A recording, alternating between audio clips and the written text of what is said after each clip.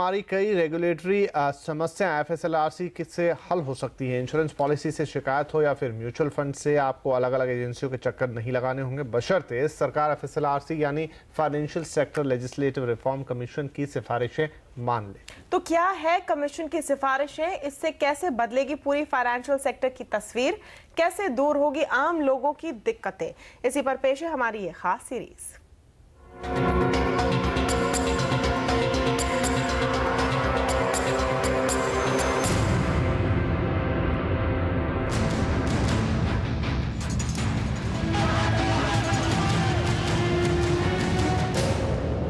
20,000 करोड़ रुपए के इस शारदा घोटाले की जांच में इन दिनों आधा दर्जन एजेंसियां जुटी हैं। लेकिन हर कोई इस बात पर एकमत है कि शारदा जैसे घोटाले की बड़ी वजह है पर्याप्त कानून का अभाव और किसी एक एजेंसी के जिम्मे ऐसे कारोबार का नहीं होना। ऐसे में आगे भी ऐसी घटनाएं नहीं होंगी, इसकी भी कोई गारंटी नहीं है। क्यों जरूरी है एफएसएलआरसी के सुझाव पर अमल?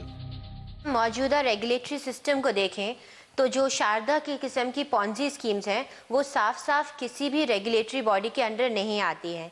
जैसे कि जो स्टेट गवर्नमेंट्स हैं उनकी रिस्पॉन्सिबिलिटी है चिट फंड्स को देखना, सेबी देखता है कलेक्टिव इन्वेस्टमेंट स्कीम्स को और आरबीआई बाकी के नॉन बैंकिंग फाइनेंस कंपनीज को। तो इस टूटे हुए स्ट्रक्चर में काफ़ी आसान है किसी के लिए अपने बिजनेस को इस तरह से स्ट्रक्चर करना कि वो साफ साफ किसी भी रेगुलेटर के अंडर ना आए। एफएसएलआरसी के सुझाव कैसे रोकेंगे शारदा जैसे घोटाले?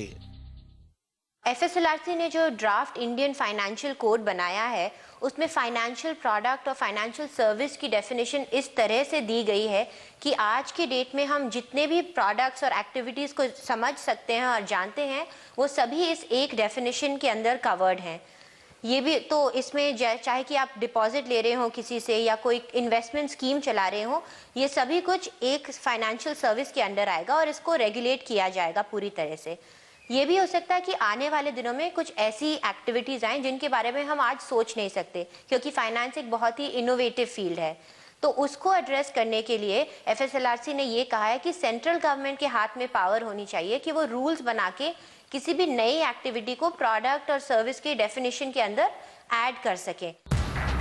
दो रेगुलेटर के बीच का ग्रे एरिया कैसे हटेगा? आज के डेट में कई रेगुलेटर्स हैं, पर एफएसएलआरसी का ये मानना है कि सिर्फ 2 रेगुलेटर्स होने चाहिए।